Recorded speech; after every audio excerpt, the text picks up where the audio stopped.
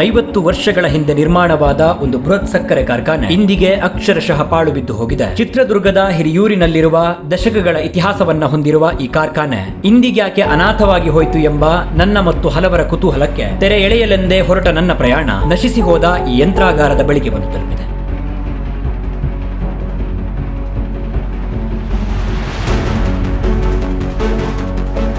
ಅಲ್ಲಿ ನನ್ನ ಮುಂದಿದ್ದ 10 ಎಕರೆಗಳಷ್ಟು ಜಾಗ ಮುಳ್ಳಿನ ಗಿಡಗಳು ಬೆಳೆದು ಹಾಳು ಬಿದ್ದು ಹೋಗಿತ್ತು. ಆ ವಿಸ್ತಾರವಾದ ಪಾಳು ಬಿದ್ದ ಜಾಗದ ಮಧ್ಯದಲ್ಲಿ 10 ವರ್ಷಗಳಿಂದ ಸ್ತಬ್ಧವಾಗಿ ನಿಂತಿರುವ ಬೃಹತ್ ಸಕ್ಕರೆಯ ಕಾರ್ಖಾನೆಯೊಂದಿತ್ತು. ಇದರ ಮೇಲೆ ಹೂಡಿಕೆಯಾದ ಕೋಟ್ಯಾಂತರ ರೂಪಾಯಿ ಹಣ, ಎಕರೆಗಳಷ್ಟು ಜಾಗ ವ್ಯರ್ಥವಾಗಿ ಹೋಗಿರುವುದನ್ನು ಕಂಡು ಬೇಸರವಾಗಿತ್ತು. ಈ ಕಾರ್ಯಾಗಾರದ ಒಳಗಿನ ಪರಿಸ್ಥಿತಿ ಹೇಗಿದೆ ಎಂಬ ಕುತೂಹಲಗಳು ಹುಟ್ಟಿ ಹೊರಟಿದ್ದೇ ಕಾಲದ ಹೊಡೆತಕ್ಕೆ ಸಿಕ್ಕಿ ಮೌನವಾದ ಆ ಯಂತ್ರಗಳ ಮಧ್ಯೆ ಹೆಜ್ಜೆ ಹಾಕುತ್ತಾ ಈ ಕಾರ್ಖಾನೆಯ ಮೂಲೆ ಮೂಲೆಗಳ ಕಡೆಗೆ ಅಲ್ಲೊಂದು ತುಕ್ಕು ಹಿಡಿದ ಕಬ್ಬಿಣದ ವಸ್ತುಗಳ ಜಗತ್ತೇ ನನ್ನ ಮುಂದೆ ಅನಾವರಣವಾಗಿತ್ತು. ಅದರೊಳಗೆ ಮುಂದುವರಿದಿತ್ತು ನನ್ನ ನಡಿಗೆ.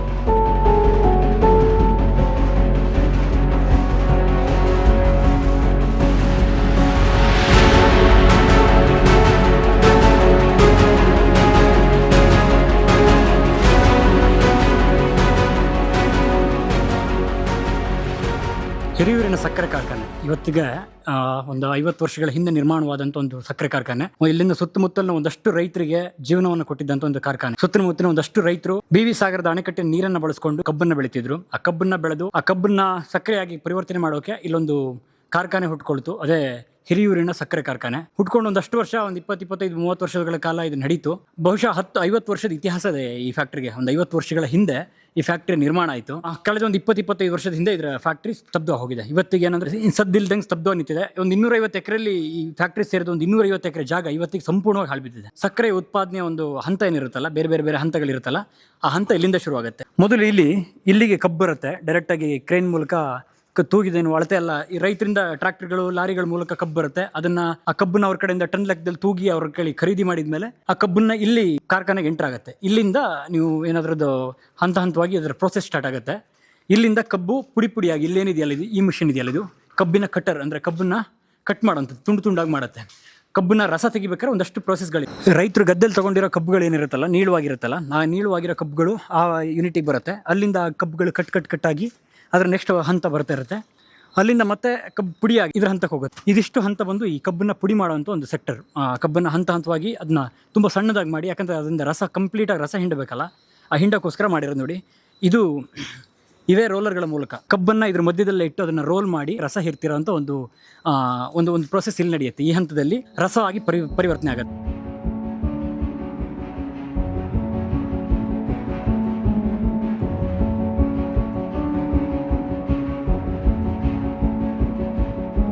ರಸ್ತೆ ಬದಿಗಳಲ್ಲಿ ನೋಡ್ತೀವಲ್ಲ, ಕಬ್ಬಿನ ರಸವನ್ನು ಏನು ಮಾಡ್ಕೊಡ್ತಾರೆ, ಕಬ್ಬಿನ ಜ್ಯೂಸ್ ಏನು ಮಾಡ್ಕೊಡ್ತಾರಲ್ಲ, ಅದೇ ಥರ ಆದರೆ ಇದು ದೊಡ್ಡ ಪ್ರಮಾಣದಲ್ಲಿ, ಚಿಕ್ಕ ಪ್ರಮಾಣದಲ್ಲಿ ಅದರ ರಸವನ್ನು ತೆಗೆದು ಅದ್ರ ನೆಕ್ಸ್ಟ್ ಹಂತಕ್ಕೆ ಬರುತ್ತೆ. ಅವತ್ತಿಗೆ ಎಲ್ಲ ಗರ್ಜಿಸ್ತಿದ್ದಂಥ ಯಂತ್ರಗಳೆಲ್ಲ ಸಂಪೂರ್ಣವಾಗಿ ನಿಂತು ಹೋಗಿದ್ದಾವೆ. ಸುಮಾರು 2-2.5-3 ದಶಕನೇ ಆಗೋಗಿದೆ ಇದ್ರದ್ದು ಸದ್ದೆಲ್ಲ ನಿಂತು ಹೋಗಿ.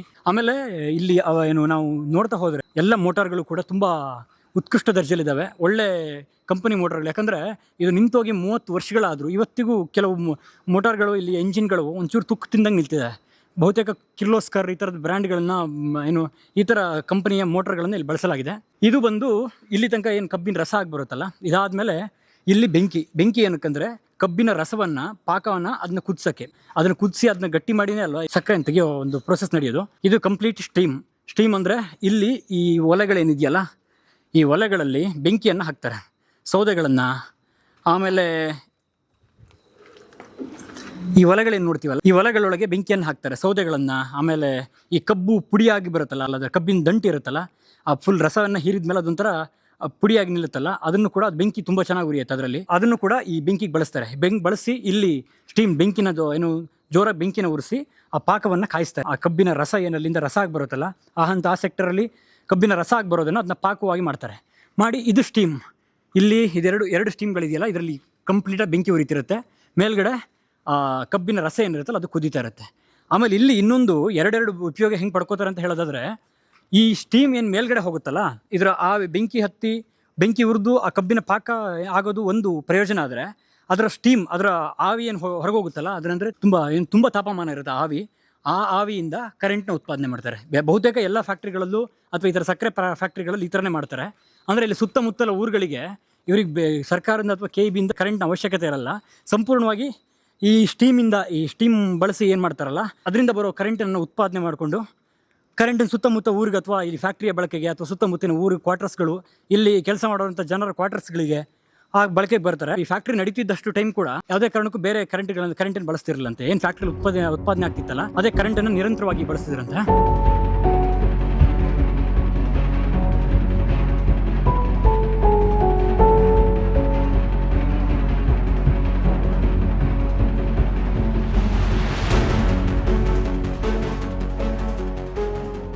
ಪ್ರತಿ ಕಾರ್ಖಾನೆಗಳ ಉಗಮಕ್ಕೊಂದು ಕಾರಣ, ಉದ್ದೇಶವಿರುತ್ತೆ. 1971-72ರಲ್ಲಿ ಸಹಕಾರಿ ತತ್ವದಡಿಯಲ್ಲಿ ಚಿತ್ರದುರ್ಗದ ಏಕೈಕ ಸಕ್ಕರೆ ಕಾರ್ಖಾನೆಯಾಗಿ ಹಿರಿಯೂರಿನ ಸಕ್ಕರೆ ಕಾರ್ಖಾನೆ ತಲೆ ಎತ್ತಿ ನಿಲ್ಲತ್ತೆ. ದಿನಕ್ಕೆ 250 ಟನ್ನವರೆಗೂ ಕಬ್ಬನ್ನ ಅರೆದು ಸಕ್ಕರೆಯನ್ನ ಉತ್ಪಾದಿಸುವ ಸಾಮರ್ಥ್ಯವನ್ನು ಈ ಕಾರ್ಖಾನೆ ಹೊಂದಿರುತ್ತೆ. ಅಂದಿಗೆ ಸಮೃದ್ಧವಾಗಿದ್ದ ವಾಣಿ ವಿಲಾಸ ಸಾಗರ ಜಲಾಶಯದ ನೀರನ್ನ ಬಳಸಿಕೊಂಡು ಈ ಭಾಗದಲ್ಲಿ ಕಬ್ಬನ್ನ ಹೇರಳವಾಗಿ ಬೆಳೆಯುತ್ತಿದ್ದ ರೈತರ ಕಬ್ಬನ್ನ ಖರೀದಿಸಿ ಸಕ್ಕರೆಯನ್ನು ಉತ್ಪಾದಿಸಿ ಅವರ ಜೀವನಕ್ಕೊಂದು ಆಧಾರವಾಗುವ ಉದ್ದೇಶ ಈ ಕಾರ್ಖಾನೆಯ ಉಗಮದ ಹಿಂದೆ ಅಡಗಿರುತ್ತೆ.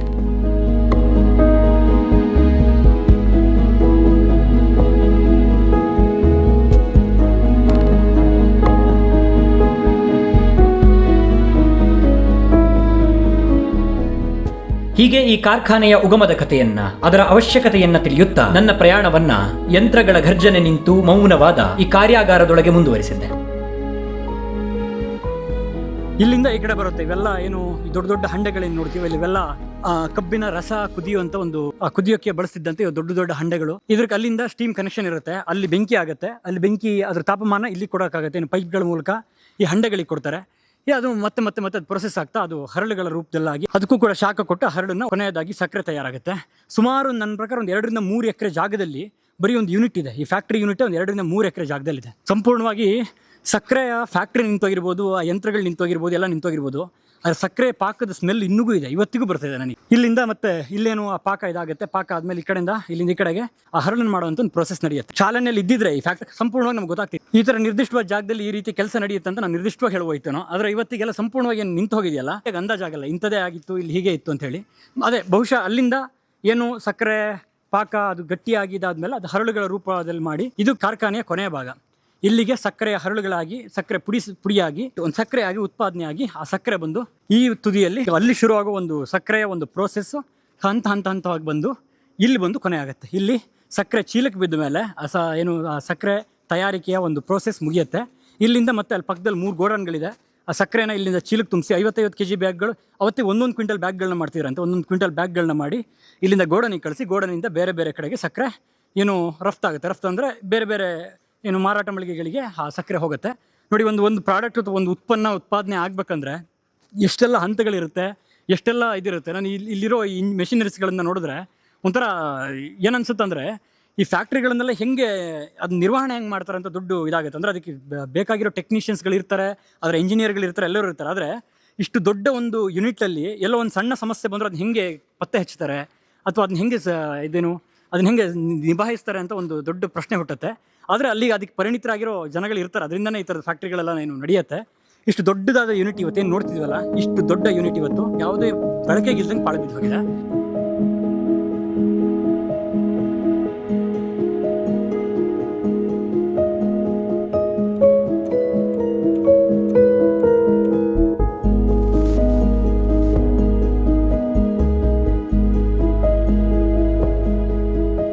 ಅದೆಲ್ಲಿ ನೋಡಿದರೂ ತುಕ್ಕಿನ ಲೇಪವಾದ ಕಬ್ಬಿಣದ ಯಂತ್ರೋಪಕರಣಗಳೇ ಕಾಣುತ್ತಿದ್ದವು. ರೈತರಿಂದ ಬರುವ ಕಬ್ಬನ್ನ ತುಂಡು ತುಂಡುಗಳಾಗಿಸಿ ಅವುಗಳನ್ನ ಅರೆದು ರಸವನ್ನ ಬೇರ್ಪಡಿಸಿ ಆ ರಸವನ್ನ ಬೆಂಕಿಯಿಂದ ಕುದಿಸಿ ಪಾಕವನ್ನ ತಯಾರಿಸಿ ಕೊನೆಗೆ ಸಕ್ಕರೆಯ ಹರಳುಗಳಾಗಿ ಹೊರತರೋ ಈ ಉತ್ಪಾದನೆಯ ಪ್ರತಿ ಹಂತದಲ್ಲೂ ಇದ್ದ ಆ ಬೃಹತ್ ಯಂತ್ರಗಳೆಲ್ಲವೂ ವರ್ಷಗಳಿಂದ ಚಾಲನೆಯಾಗದೆ ಅವುಗಳನ್ನ ಚಲಾಯಿಸಲು ಕಾರ್ಮಿಕರ ಸುಳಿವು ಇಲ್ಲದೆ ಸ್ತಬ್ಧವಾಗಿದ್ದವು.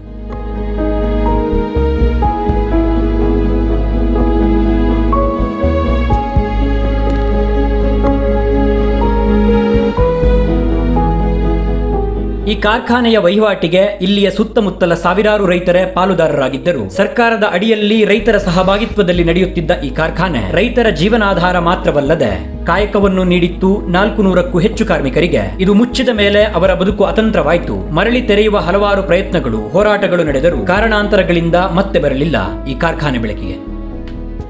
ನಮಸ್ಕಾರ, ನಾನು ಕಸವನಹಳ್ಳಿ ರಮೇಶ್. ವಿ ಸಾಗರ ನೀರಾವರಿ ಹೋರಾಟ ಸಮಿತಿ ಅಧ್ಯಕ್ಷರು.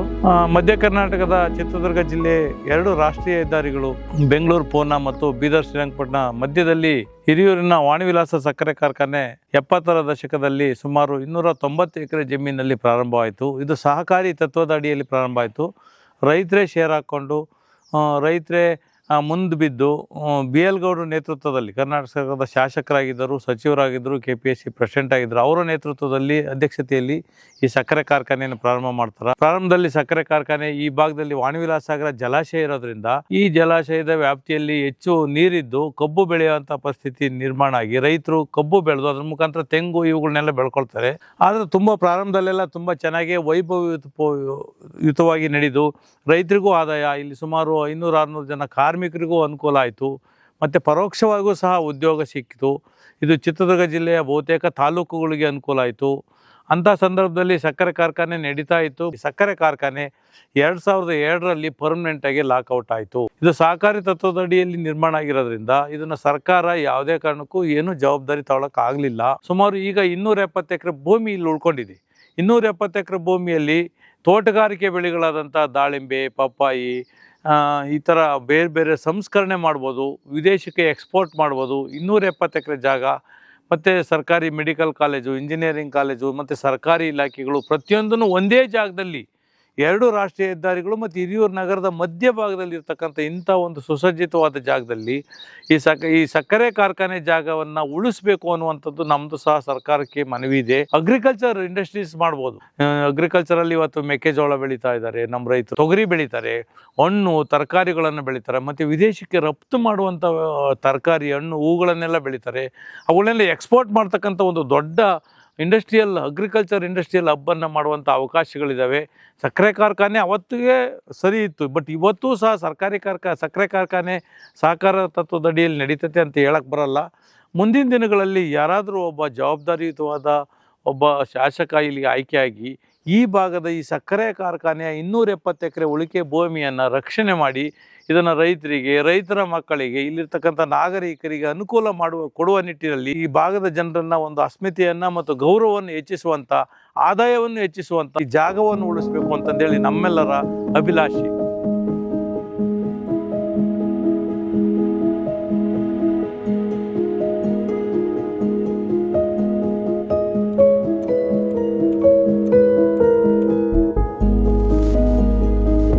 ಹೀಗೊಂದಷ್ಟು ಹೊತ್ತು ಈ ಕಾರ್ಖಾನೆಯ ಮೂಲೆಗಳನ್ನು ಸುತ್ತುತ್ತಾ ಇಲ್ಲಿಯ ರೈತರ ಬಳಿ ಇದರ ಇತಿಹಾಸವನ್ನ, ಇಂದಿನ ಪರಿಸ್ಥಿತಿಗಳನ್ನ ಕೇಳುತ್ತಾ ಕಳೆದಿದ್ದ ಈಗ ಈ ಹಿರಿಯೂರಿನ ಬೃಹತ್ ಸಕ್ಕರೆ ಕಾರ್ಖಾನೆಯ ಯುಗಾಂತ್ಯಕ್ಕೆ ಕಾರಣಗಳನ್ನ ತಿಳಿಸುವ ಸಮಯ. ಈ ಕಾರ್ಖಾನೆ 1971-72ರಲ್ಲಿ ಆರಂಭವಾಯಿತು. ಆದರೆ ಆರಂಭವಾದ 4 ವರ್ಷಗಳಲ್ಲಿ ವಿ ಸಾಗರ ಜಲಾಶಯ ನೀರಿಲ್ಲದೆ ಬರಿದಾದ ಕಾರಣದಿಂದ ಆಡಳಿತ ಅವ್ಯವಸ್ಥೆಯಿಂದ ಬೀಗ ಮುದ್ರೆ ಬಿದ್ದು ಮುಚ್ಚಿ ಹೋಗಿತ್ತು. ಪುನಃ 1993ರಲ್ಲಿ ಜಲಾಶಯ ಮತ್ತೆ ಭರ್ತಿಯಾಗಿ ನೀರಿನ ಸಮಸ್ಯೆ ಇಲ್ಲದೆ ಹೋಗಿ ಸಕ್ಕರೆಯನ್ನ ಉತ್ಪಾದಿಸುವ ಕಾರ್ಯ ಮರಳಿ ಆರಂಭವಾಯಿತು. ಅಲ್ಲಿಂದ ಮತ್ತೆ ಮುಂದುವರಿಯಿತು. ಸಾವಿರಾರು ಟನ್ ಸಕ್ಕರೆಯ ಉತ್ಪಾದನೆ 8-10 ವರ್ಷಗಳ ಕಾಲ. 2002ರ ಹೊತ್ತಿಗೆ ಮತ್ತದೇ ಸಮಸ್ಯೆ. ಜಲಾಶಯ ಬರಿದಾಯಿತು. ಕಬ್ಬಿನ ಬೆಳೆಗೆ ನೀರಿನ ಮೂಲವಿಲ್ಲ. ರೈತರು ಕಬ್ಬಿನ ಬೆಳೆಯನ್ನ ಬಿಟ್ಟು ಬೇರೆ ಬೆಳೆಗಳ ಕಡೆಗೆ ಮುಖ ಮಾಡದೆ ಅವರಿಗೂ ಬೇರೆ ದಾರಿ ಇರಲಿಲ್ಲ. ಕಾರ್ಖಾನೆಗೆ ಕಚ್ಚಾ ವಸ್ತಿನ ಕೊರತೆಯಾಗಿ ಬೀಗವು ಅಲ್ಲಿಗೆ ಮುಗಿಯಿತು ಈ ಕಾರ್ಯಾಗಾರದ ಪರ್ವಕಾಲ.